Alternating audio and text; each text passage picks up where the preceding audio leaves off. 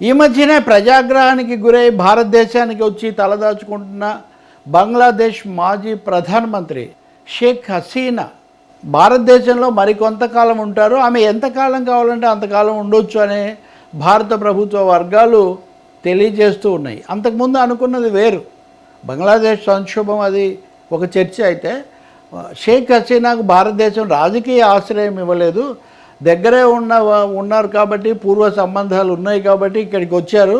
ఆమె తర్వాత ఇంకో మూడో దేశానికి వెళ్తారన్నారు. కానీ బ్రిటన్ ఆమెను ఆహ్వానించలేదు. సరికదా, మేము అలా రానివ్వలేము, ఎందుకంటే మీరు ఏ దేశానికి ముందు వెళ్ళారో అక్కడే మీరు సురక్షితంగా ఉండటం ముఖ్యం, మా దగ్గరికి రావటం సరైనది కాదు అన్న పద్ధతిలో వాళ్ళు చెప్పారు. ఆమె ఆగిపోయారు.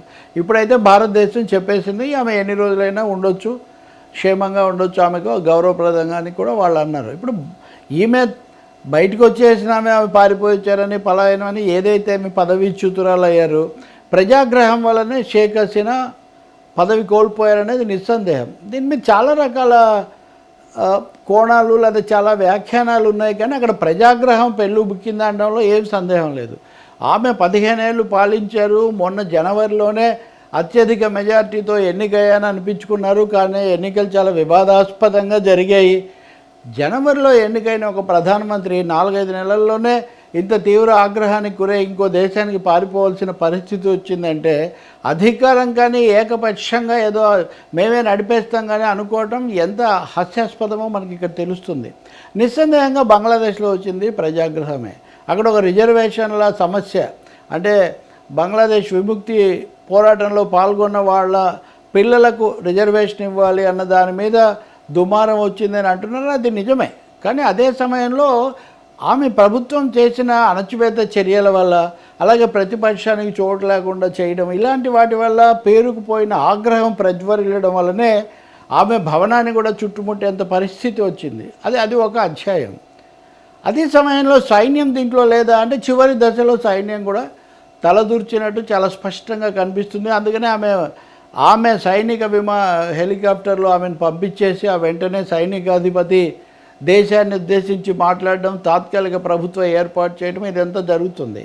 బంగ్లాదేశ్ పాకిస్తాన్ నుంచి విముక్తి అయిన తర్వాత, ప్రత్యేక దేశంగా ఏర్పడిన తర్వాత ఇప్పటికీ కనీసం ఒక 6 మంది సైనిక నియంత్రణలు చూసింది. వాళ్ళలో జియావుర్ రెహమాన్, ఎర్షాద్ లాంటి పేర్లు మనకు బాగా గుర్తుంటాయి. ఇది కాకుండా ఇంకా చోటా మోటా సైనిక నియంత్రణలు కూడా అక్కడ చాలామంది పెత్తనం చేశారు. వీళ్ళందరికీ వెనుక కూడా ఇస్లామిక్ తీవ్రవాదం ఒకవైపు, అమెరికా వత్తాసు కూడా ఒకవైపు ఉండేవి. ఇప్పుడు హసీనాను వాళ్ళే కూలదోశారు, పాకిస్తాన్ కూలదోసింది. ఇంకా లేకపోతే మన దేశంలో పదే మనం చైనా అంటే చాలా ఆకర్షణగా ఉంటుంది కాబట్టి చైనా వాళ్ళు దీని వెనక ఉన్నారనే వార్తలు మనకు చాలా బలంగా వినిపిస్తాయి. కానీ వాస్తవం ఏమంటే హసీనాకు చైనాతో మంచి సంబంధాలు ఉన్నాయి. షేక్ హసీనాకు భారతదేశంతో మంచి సంబంధాలు ఉన్నాయి, చైనాతో కూడా సంబంధాలు ఉన్నాయి. ఆమె పదవి నుంచి కోల్పోవడానికి ముందు చివరి పర్యటన చేసిన దేశాల్లో చైనా ఒకటి. ఆ సమయంలో చైనా ఎక్కువగా ఆదరించలేదని చెప్తారు. దానికి ఒక కారణం అప్పటికే ఆమె పట్టు కోల్పోయారు, ప్రజా వ్యతిరేకత కొని తెచ్చుకున్నారని వాళ్ళకి అర్థమై ఉండడం కావచ్చు.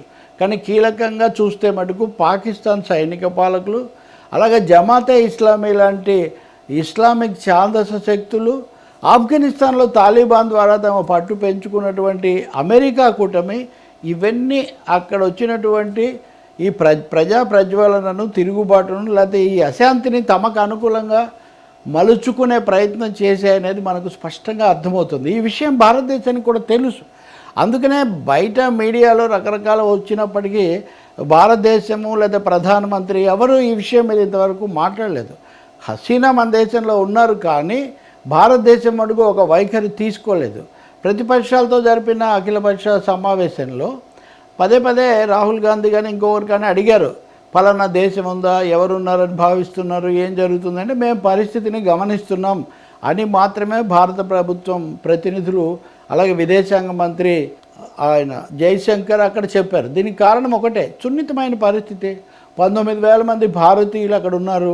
అలాగే బెంగాల్ సంస్కృతి, వంగ సంస్కృతికి సంబంధించి సంబంధాలు ఉన్నాయి.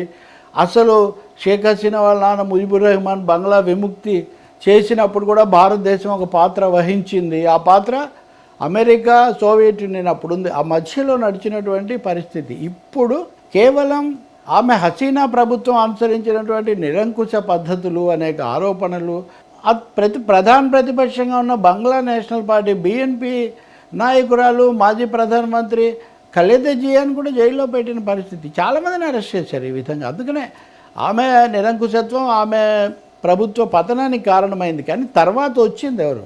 ఇప్పుడు తాత్కాలిక ప్రభుత్వాధినేతగా మహమ్మద్ యూనస్, ఆయన్ను నోబెల్ బహుమతి గ్రహీత అంటున్నారు. నోబెల్ బహుమతి గ్రహీతలు చాలా వరకు అమెరికాకు అనుకూలమైన వాళ్ళనే విషయం ప్రపంచమంతటికి కూడా తెలుసు. పాశ్చాత్య కూటమికి అంటే వెస్ట్రన్ అలయన్స్కు బాగా ఇష్టమైన వ్యక్తి మహమ్మద్ యూనస్. అందుకనే ప్రపంచ బ్యాంకు కూడా ఆయన చాలా ఇష్టమైనవాడు. ఇప్పుడు ఆయన అక్కడ పగ్గాలు తీసుకోవటము అంటే పరోక్షంగా అమెరికా, పాకిస్తాన్ అనుకూల శక్తులు అక్కడ రావటమే. అది వచ్చిన తర్వాత భారతదేశానికి పట్ల ఎట్లా ఉంటారు?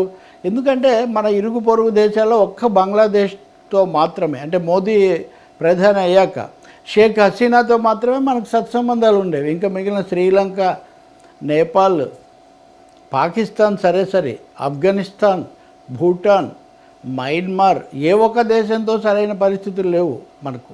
కాబట్టి ఇలాంటప్పుడు ఉన్న బంగ్లాదేశ్లో కూడా ఇస్లామిక్ తీవ్రవాదం, అమెరికా అనుకూలమైన వాళ్ళు రావడం, తర్వాత పరిస్థితులు ఎలా ఉంటాయో తెలియదు. ఇది చైనాకు కూడా పెద్ద ఇష్టమయ్యే పరిణామంగా ఏమీ ఉండదని కూడా మనం గుర్తించాలి. కేవలం చైనా కోణం నుంచి చూస్తే కూడా మనకి ఇక్కడ పరిష్కారం దొరకదు. చివరగా భారతదేశానికి సంబంధించిన ఇంకో ప్రత్యేక సమస్య, అక్కడ దాడులకు గురవుతున్న వాళ్ళలో ఎక్కువ మంది హిందూ మతావలంబకులని. సో హిందువుల మీద దాడి, హిందూ దేవాలయాల మీద దాడి అని దీన్ని ఒక మత కోణం ఎక్కువగా తీసుకొస్తున్నారు. ఒక దేశ పరిస్థితి అది. మన దేశంలో కూడా అన్ని మతాల వాళ్ళు ఉన్నారు. ఇటువంటిప్పుడు బంగ్లాదేశ్ సమస్యను భారతదేశం యొక్క విదేశీ సంబంధాల కోణంలో చూడకుండా ఇదేదో మత కోణంలో కనుక కొన్ని శక్తులు చూసి అలా చిత్రించేటైతే, ఇప్పటికే ఉత్తరప్రదేశ్ ముఖ్యమంత్రి యోగి ఆదిత్యనాథ్, అస్సాం ముఖ్యమంత్రి కూడా వ్యతిరేకంగా ఈ అంశాన్నే తీసుకొచ్చారు. కాబట్టి ఇది చివరికి ఎలా పరిణమిస్తుంది, షేక్ హసీనా ఎక్కడ ఉంటారనేది ఒకటి, ఇప్పుడు అధికారంలో తాత్కాలికంగా చేపడుతున్న యూనస్ ఎలా పాలిస్తాడనేది ఒకటి. కానీ అన్నిటికంటే ముఖ్యమైనది మన పరిసరాలు, చుట్టుపక్కల దేశాల్లో శాంతి భద్రతలు, సత్సంబంధాలు ఎలా కాపాడుకోవాలి, మన ప్రజలకు ఎలా భద్రత కల్పించుకోవాలి, ఇది అసలైన సవాల్.